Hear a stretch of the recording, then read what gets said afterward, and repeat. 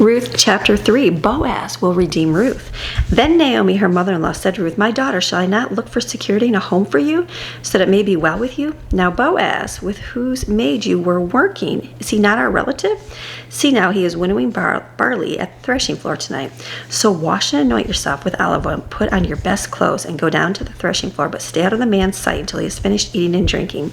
When he lies down, notice the place where he is lying, and go and uncover his feet and lie down. Then he will tell you what to do." Ruth answered, "I will do everything that you say." So she went down to the threshing floor and did just as her mother-in-law had said. When Boaz had eaten and drunk, and his heart was happy, he went to lie down at the end of the stack of grain. Then Ruth came secretly, uncovered his feet, and lay down. And when it says uncovering his feet, my little note says, by uncovering Boaz's feet in this manner, Ruth was showing her submission to him while also asking him to be her protector.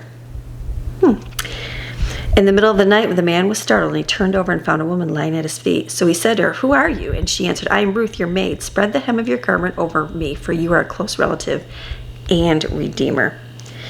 And at the bottom it says, Ruth reminded Boaz that he was a close relative of her dead husband. In keeping with the law, a close relative was required to be a kinsman redeemer.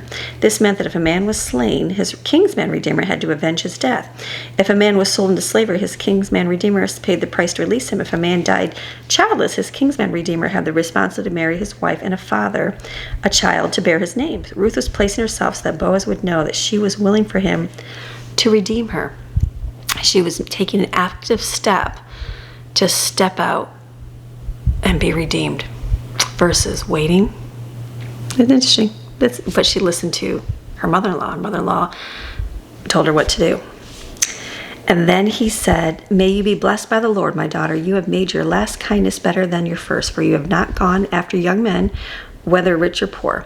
Now, my daughter, do not be afraid. I will do for you whatever you ask, since all my people in the city know that you are a woman of excellence.